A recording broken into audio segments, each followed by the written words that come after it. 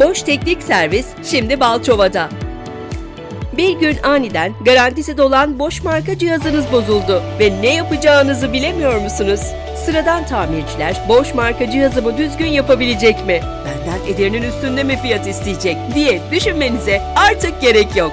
Boş Teknik Servis, 15 senelik iş tecrübesi ve geniş hizmet yelpazesiyle yanınızda. Hemen 0850 305 95 28 çağrı merkezimizi arayarak randevu oluşturun.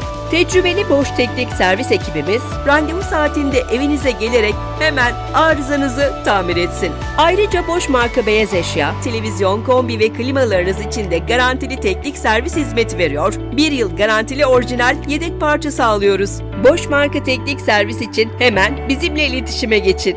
0850 305 95 28 profesyonel hizmetin tek adresi.